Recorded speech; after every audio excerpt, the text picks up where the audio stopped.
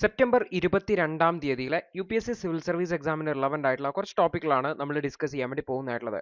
അതിൽ ആദ്യത്തത് Indian cancer genome Atlas എന്ന് പറയുന്ന ഒരു ഐഡിയയുമായി ബന്ധപ്പെട്ടാണ്. ICGA foundation, Indian cancer genome Atlas foundation ഇന്ത്യയുടെ ആദ്യത്തെ കോംപ്രഹെൻസീവ് ആയിട്ടുള്ള ക്യാൻസർ ജീനോമിക് റെപ്പോസിറ്ററി, അതായത് ക്യാൻസർ ജീനോംസിന്റെ ഡീറ്റെയിൽസ് അടങ്ങുന്ന ഒരു റെപ്പോസിറ്ററി അത് ഇനീഷ്യേറ്റ് ചെയ്തു എന്ന് പറഞ്ഞിട്ടുള്ള വാർത്തയാണ്. അപ്പോൾ നമുക്ക് നോക്കാം എന്താണ് ഈ ഒരു ICGA, എന്താണ് ഇതിന്റെ യൂസ് എന്നുള്ളത്, പ്രത്യേകിച്ച് ഒരു പ്രിലിംസ് പോയിന്റ് ഓഫ് വ്യൂ, അതുപോലെ തന്നെ ഈ ഒരു നോൺ കമ്മ്യൂണിക്കബിൾ ഡിസീസിനെ കൺട്രോൾ ചെയ്യുന്നതിലുള്ള ഒരു പ്രധാനപ്പെട്ട എഫേർട്ടായിട്ട്, അല്ലെങ്കിൽ അതിനെ ചികിത്സിക്കുന്നതിന് ആവശ്യമുള്ള ഈ ഒരു എഫേർട്ടായിട്ട് നമുക്ക് ഈ ഒരു ക്യാൻസറിനെ അഡ്രസ് ചെയ്യാനുള്ള ഒരു എഫേർട്ടായിട്ട് ഇതിനെ കണക്കാക്കാവുന്നതാണ്.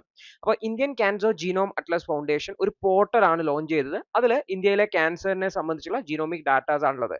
അപ്പോൾ ഇത്തരത്തിൽ വിവിധ ക്യാൻസർ ട്രീറ്റ്മെന്റുമായി ബന്ധപ്പെട്ട വിഷയങ്ങൾക്ക് വിവിധ ക്യാൻസറുമായി ബന്ധപ്പെട്ട വിശദാംശങ്ങൾ നൽകുക എന്നുള്ളതാണ്. അതായത് ഒരു ക്യാൻസറുമായി ബന്ധപ്പെട്ട വിശദാംശങ്ങൾ നൽകുക എന്നുള്ളതാണ് ഈ ഒരു പോർട്ടലിന്റെ ഉദ്ദേശം. അതായത് ഇതിൽ ആ ക്യാൻസർ സെല്ലിന്റെ അതിന്റെ DNA, RNA, പ്രോട്ടീൻ പ്രൊഫൈൽസ് ഒക്കെ ഉണ്ട്, ഇൻക്ലൂഡിങ് ബ്രസ്റ്റ് ക്യാൻസർ പേഷ്യന്റിന്, അതായത് അതിന്റെ ക്ലിനിക്കൽ ഔട്ട്കം ഡീറ്റെയിൽസ് കൂടി ഉണ്ട് എന്നുള്ളതാണ്. അപ്പൊ ഇന്ത്യയിൽ ഈ ഒരു ക്യാൻസർ സ്പെസിഫിക് ഡാറ്റയിൽ വലിയൊരു ഗ്യാപ്പ് ആണുള്ളത്. കാരണം ഇന്ത്യയിൽ നടക്കുന്ന ഇന്ത്യയിലെ ക്യാൻസർ സംബന്ധിച്ചുള്ള ഡാറ്റയിൽ വലിയ ഷോർട്ടേജസ് ഉണ്ട്.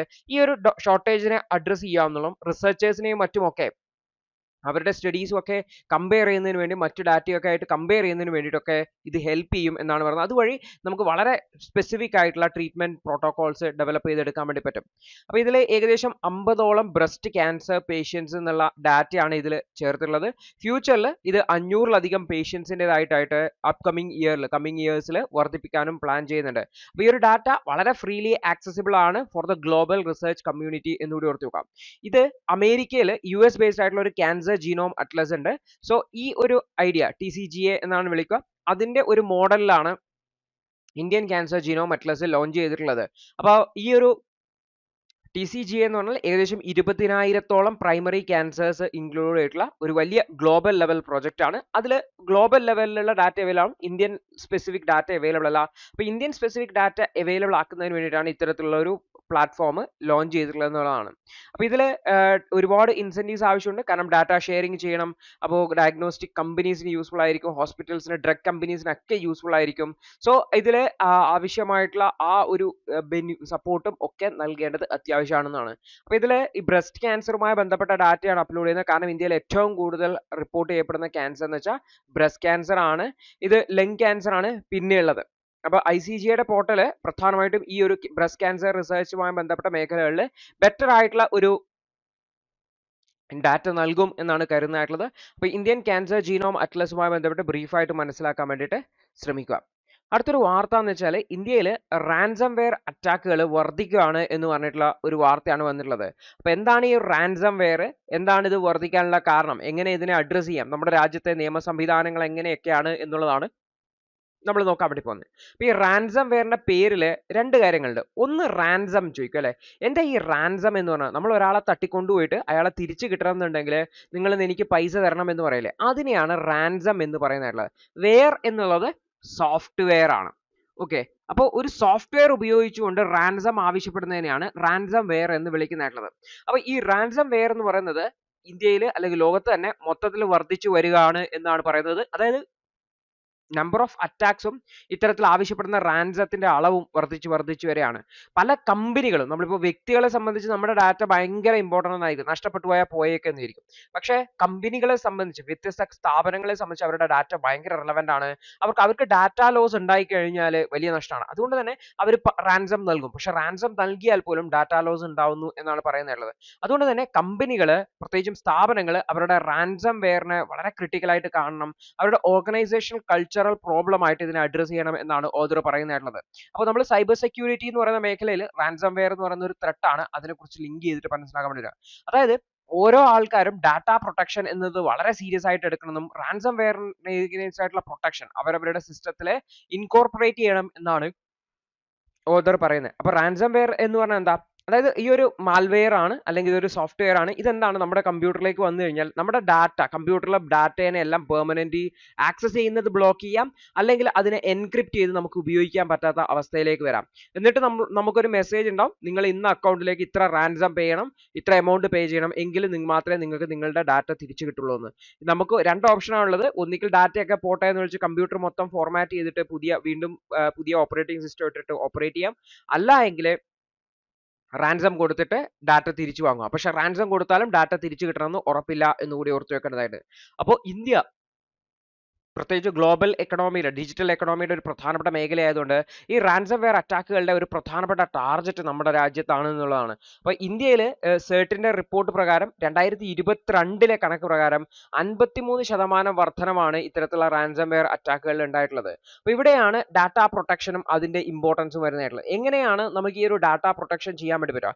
അതിന് ഏറ്റവും പ്രധാനപ്പെട്ടതാണ് ബാക്കപ്പ് ചെയ്യുക എന്നുള്ളത്. അതായത് നമ്മുടെ ഡാറ്റയൊക്കെ നമ്മൾ ഫ്രീക്വന്റ് ആയിട്ടുള്ള ഇടവേളകളിൽ എന്ത് ചെയ്യേണ്ടതായിട്ടുണ്ട്, മറ്റേതെങ്കിലും സ്ഥലത്ത് സ്റ്റോർ ചെയ്യേണ്ടതായിട്ടുണ്ട്. അപ്പോൾ ഇൻ കേസ് നമ്മുടെ കമ്പ്യൂട്ടർ അവരെ അറ്റാക്ക് ചെയ്തു എന്ന് വിചാരിച്ചാൽ തന്നെ നമുക്ക് കമ്പ്യൂട്ടർ ഫോർമാറ്റ് ചെയ്ത് പുതിയ ഓപ്പറേറ്റിംഗ് സിസ്റ്റം ഇട്ട് നമ്മുടെ ബാക്കപ്പ് ഡാറ്റ ഉപയോഗിച്ചുകൊണ്ട് ആ ഡാറ്റയൊക്കെ റിക്കവർ ചെയ്തെടുക്കാൻ വേണ്ടി പറ്റും എന്നുള്ളതാണ്. മറ്റൊന്നാണ് വളരെ റോബസ്റ്റ് ആയിട്ടുള്ള ഡാറ്റ പ്രൊട്ടക്ഷൻ സിസ്റ്റം, അതുപോലെ തന്നെ റിക്കവറി സിസ്റ്റം നമ്മൾ ഇത്തരത്തിലുള്ള റാൻസം വെയർ അറ്റാക്കുകളെ അഡ്രസ് ചെയ്യാൻ വേണ്ടിയിട്ട് ഉപയോഗിക്കണം എന്നുള്ളതാണ്. അതായത് നമ്മുടെ കമ്പ്യൂട്ടറിൽ അല്ലെങ്കിൽ ആ ഓർഗനൈസേഷന്റെ സിസ്റ്റത്തിൽ നല്ല റാൻസം വെയർ പ്രൊട്ടക്ഷൻ സിസ്റ്റം കൊണ്ടുവരേണ്ടതായിട്ടുണ്ട് എന്നുള്ളതാണ്. അപ്പോൾ ഇന്ത്യയിൽ ഈ ഒരു digital personal data protection act 2023 പ്രകാരം ഈ ഒരു സൈബർ ലോകത്തെ അറ്റാക്കുകളെ അഡ്രസ് ചെയ്യാൻ വേണ്ടിയിട്ട് ഹെൽപ്പ് ചെയ്യുന്നുണ്ട്. അപ്പോൾ നമ്മൾ നോക്കിക്കഴിഞ്ഞാൽ ഈ ഒരു digital personal data protection act 2023 വളരെ ഇമ്പോർട്ടന്റ് ആയിട്ടുള്ള ഒരു ആക്ട് ആണ്. അപ്പോൾ ഇത് നമ്മുടെ ഡാറ്റ പ്രൊട്ടക്ഷനുമായി ബന്ധപ്പെട്ട വളരെ പ്രധാനപ്പെട്ട ഒരു ആക്ട് ആണ്. അപ്പോൾ നമുക്ക് നമ്മുടെ ഡാറ്റയുടെ മേലെ പ്രൊട്ടക്ഷൻ ചെയ്യാനുള്ള അവകാശം ഇത് നൽകുന്നുണ്ട്. അപ്പോൾ ഇതൊരു സ്റ്റാറ്റ്യൂട്ടറി റൈറ്റ് ആയിട്ട് മാറുന്നുണ്ട് ഡാറ്റ പ്രൊട്ടക്ഷൻ എന്ന് പറയുന്നത്. അപ്പോൾ ഇൻഡിവിജ്വൽസിനെ അവരുടെ പേഴ്സണൽ ഡാറ്റ കൺട്രോൾ ചെയ്യാനും അവരുടെ ഡാറ്റ സ്റ്റോർ ചെയ്യാനും ഉണ്ട്. അതുപോലെ തന്നെ ആരൊക്കെ അത് ആക്സസ് ചെയ്യണം, അത് കറക്റ്റ് ചെയ്യണം, അത് എറേസ് ചെയ്യണം തുടങ്ങിയിട്ടുള്ള കാര്യങ്ങളിലൊക്കെ അവർക്ക് അവരുടെ പേഴ്സണൽ ഇൻഫർമേഷൻ സംബന്ധിച്ചുള്ള കൺട്രോൾ ഉണ്ട് എന്നുള്ളതാണ്. അതേപോലെ തന്നെ നമ്മുടെ ഡാറ്റ മറ്റാരെങ്കിലും കളക്ട് ചെയ്യുന്നുണ്ട്, അത് ഉപയോഗിക്കുന്നുണ്ടെങ്കിൽ കൺസെന്റ് ആവശ്യമുണ്ട്. അതായത് നമ്മുടെ ഡാറ്റ പേഴ്സണൽ ഡാറ്റ നമ്മളുടെ കൺസെന്റോട് കൂടി മാത്രമേ മറ്റൊരാൾക്ക് ഉപയോഗിക്കാൻ വേണ്ടി പറ്റുള്ളൂ. ഈവൻ അത് ഓർഗനൈസേഷൻ ആയിക്കോട്ടെ, നമ്മുടെ കൺസെന്റോട് കൂടി മാത്രമേ എന്ത് ചെയ്യാൻ പറ്റുള്ളൂ, അവർക്ക് ഡാറ്റ ഉപയോഗിക്കാൻ വേണ്ടി പറ്റും. കൺസെന്റ് ഡാറ്റ പ്രോസസ്സിങ്ങിന് കൺസെന്റ് അത്യാവശ്യമാണ്. മറ്റൊന്നാണ് ഡാറ്റ ലോക്കലൈസേഷൻ എന്ന് പറയുന്നതായിട്ടുള്ളത്. അതായത് നമ്മൾ ഈ ഡാറ്റയൊക്കെ എവിടെയാണോ സ്റ്റോർ ചെയ്യുന്നത്, ആ സ്റ്റോർ ചെയ്യുന്ന സ്ഥലം അറ്റാക്ക് ചെയ്താലും മതിയല്ലോ. അപ്പൊ ഈ ഒരു ഡാറ്റകൾ നമ്മൾ അറിയാം, വിവിധ സ്ഥാപനങ്ങൾ വർക്ക് ചെയ്യുന്നുണ്ട്, വിദേശ കമ്പനികളൊക്കെ വർക്ക് ചെയ്യുന്നുണ്ട്. അപ്പൊ ഈ ഡാറ്റ മുഴുവൻ ഇന്ത്യയിൽ തന്നെ സ്റ്റോർ ചെയ്യണം. അതാണ് ഡാറ്റ ലോക്കലൈസേഷൻ എന്ന് പറയുന്നത്. ഇത് വളരെ പ്രധാനപ്പെട്ട ഒരു പ്രൊവിഷൻ ആണ്. അതുവഴി ഇന്ത്യയിൽ ഡാറ്റ സെക്യൂരിറ്റി ഉറപ്പുവരുത്താനും രാജ്യത്തിന്റെ അകത്ത് തന്നെയാണ് ഈ ഡാറ്റ ഉള്ളത് എന്ന് ഉറപ്പുവരുത്താനും ഈ ഡാറ്റ നിയമങ്ങൾ, ഈ ഒരു ആക്ടിന്റെ പരിധിയിലുള്ള നിയമങ്ങൾ ഇംപ്ലിമെന്റ് ചെയ്യും. കാരണം രാജ്യത്തിന്റെ പുറത്താണ് ഡാറ്റ എങ്കിൽ അത് നഷ്ടപ്പെട്ടു പോയി കഴിഞ്ഞാൽ നമ്മൾ അവിടെയാണ് കേസ് എടുക്കേണ്ടി വരിക. അപ്പൊ അത്തരം സാഹചര്യങ്ങൾ ഒഴിവാക്കി നമ്മുടെ രാജ്യത്തിന്റെ അകത്ത് തന്നെ അത് ഇംപ്ലിമെന്റ് ചെയ്യാൻ വേണ്ടിയിട്ടാണ് ഡാറ്റ ലോക്കലൈസേഷൻ വന്നിട്ടുള്ളത്. അതുപോലെ തന്നെ കൃത്യമായിട്ട് ഈ വിഷയങ്ങളെ മോണിറ്റർ ചെയ്യുന്നുണ്ട് ഒരു regulatory authority, data protection board of ഇന്ത്യയും എസ്റ്റാബ്ലിഷ് ചെയ്യുന്നുണ്ട്. അപ്പോൾ ഈ ഒരു ആക്ട് പ്രകാരമുള്ള പ്രൊവിഷൻസ് കൃത്യമായിട്ട് ഇംപ്ലിമെന്റ് ചെയ്യുന്നുണ്ടോ, കൃത്യമായിട്ട് നടപ്പിലാക്കുന്നുണ്ടോ എന്ന് ഈ ബോർഡ് നോക്കും. എന്തെങ്കിലും തരത്തിലുള്ള ഡിസ്പ്യൂട്ടുകൾ ഉണ്ടെങ്കിലും അതിന്റെ മേലെ അഡ്രസ് ചെയ്യുകയും പെനാൽറ്റീസ്, ഇൻ കേസ് ആരെങ്കിലും വയലേറ്റ് ചെയ്താൽ പെനാൽറ്റീസ് ഇമ്പോസ് ചെയ്യും എന്നുള്ളതാണ്. മറ്റൊന്നാണ് ഡാറ്റ ബ്രീച്ച് നോട്ടിഫിക്കേഷൻ എന്ന് പറഞ്ഞിട്ടുള്ളത്. അതായത് ഏതെങ്കിലും സ്ഥാപനത്തിൽ നിന്ന് ഡാറ്റ നഷ്ടപ്പെടുകയോ ഡാറ്റ ബ്രീച്ച് ഉണ്ടാവുകയോ ചെയ്തു കഴിഞ്ഞാൽ ആ സ്ഥാപനം ആരുടെയൊക്കെ ഡാറ്റയാണോ കീപ്പ് ചെയ്തിരിക്കുന്നത് അവരെയൊക്കെ അവർ നോട്ടിഫൈ ചെയ്യേണ്ടതായിട്ടുണ്ട്. അതുപോലെ തന്നെ ഡാറ്റ പ്രൊട്ടക്ഷൻ ബോർഡിനെയും ഈ ഒരു വിവരം അറിയിക്കേണ്ടതായിട്ടുണ്ട് ഏതെങ്കിലും തരത്തിൽ പേഴ്സണൽ ഇൻഫർമേഷൻസ് ഡാറ്റ കോംപ്രമൈസ് ആയിട്ടുണ്ട് എന്നുള്ളതാണ്. അപ്പോൾ ഇതുവഴി ട്രാൻസ്പെറൻസി ഉറപ്പുവരുത്താൻ വേണ്ടി പറ്റും. ഏതെങ്കിലും സാഹചര്യത്തിൽ ഡാറ്റ ലീക്ക് ഉണ്ടായിട്ടുണ്ടെങ്കിൽ അത് നേരത്തെ അറിയുന്നതിന് വേണ്ടിയിട്ടും, അതുപോലെ എഫക്റ്റീവായിട്ട് ഏതെങ്കിലും സ്ഥാപനം ഡാറ്റ ലീക്ക് ചെയ്യുന്നുണ്ടോ എന്നൊക്കെ അറിയാൻ വേണ്ടി പറ്റും എന്നുള്ളതാണ്. മറ്റൊന്നാണ് ഫൈനുകളും പെനാൾട്ടികളും എന്നുള്ളത്. അപ്പോൾ ഈ ഒരു ആക്ട് വളരെ സ്ട്രിഞ്ചന്റ് ആയിട്ടുള്ള പെനാൾട്ടീസ് ഉണ്ട്. ഇൻ കേസ് നിയമപ്രകാരമുള്ള പ്രൊവിഷൻസ് മീറ്റ് ചെയ്യുന്നില്ല, അല്ലെങ്കിൽ കൃത്യമായിട്ടുള്ള ഡാറ്റ പ്രൊട്ടക്ഷൻ സിസ്റ്റംസ് അവർ ഇംപ്ലിമെന്റ് ചെയ്യുന്നില്ലെങ്കിൽ വലിയ ഫൈൻസ് ഒക്കെയാണ് ഈ കൊടുത്തിട്ടുള്ളത്. അപ്പോൾ ഇതുവഴി സ്ഥാപനങ്ങളെ പ്രത്യേകിച്ചും ഡാറ്റ പ്രൊട്ടക്ഷൻ സ്റ്റാൻഡേർഡ്സ് കൃത്യമായിട്ട് ഫോളോ ചെയ്യുന്നുണ്ട് ഉറപ്പുവരുത്താൻ വേണ്ടി സഹായിക്കുന്നതാണ്. അപ്പോൾ ഈ റാൻസം വെയറിൽ വളരെ പ്രധാനപ്പെട്ട ഒരു കാര്യം ഡാറ്റ പ്രൊട്ടക്ഷൻ ആണ്. അപ്പോൾ അപ്പോൾ ഈ ഡാറ്റ പ്രൊട്ടക്ഷന് വേണ്ടി നമ്മുടെ രാജ്യത്ത് വളരെ ശക്തമായിട്ടുള്ള ഒരു നിയമം ഉണ്ട് എന്നുകൂടി നമ്മൾ ഓർത്ത് വയ്ക്കേണ്ടതായിട്ടുണ്ട്. അടുത്തൊരു വാർത്ത എന്ന് വെച്ച് കഴിഞ്ഞാൽ ജിയോഗ്രഫി റിലേറ്റഡ് ആണ്. ഫോക്ലാൻഡ് ഐലൻഡ് എന്ന് പറയുന്ന ഒരു ഐലൻഡ് ആണ്. ഈ ഐലൻഡിനെ കുറിച്ച് നിങ്ങൾ ഓഷ്യൻ കറണ്ടുകളെ കുറിച്ച് പഠിക്കുന്ന സമയത്ത് ഈ ഫോക്ലാൻഡ് ഐലൻഡ് എന്ന പേര് കേൾക്കും. അപ്പോൾ ഈ ഫോക്ലാൻഡ് ഐലൻഡുമായി ബന്ധപ്പെട്ട് വന്നിട്ടുള്ള ഒരു വാർത്തയാണ്.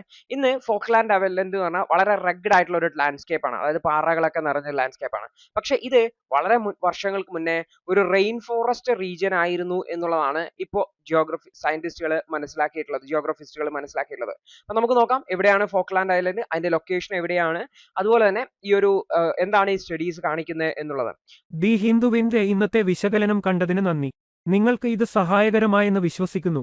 ഇന്നത്തെ ബാക്കിയുള്ള വാർത്തകളുടെ വിശകലനത്തിനു വേണ്ടി ഞങ്ങളുടെ ന്യൂസ് അനാലിസിസ് ക്ലാസ്സിൽ ജോയിൻ ചെയ്ത് പഠിക്കാവുന്നതാണ്.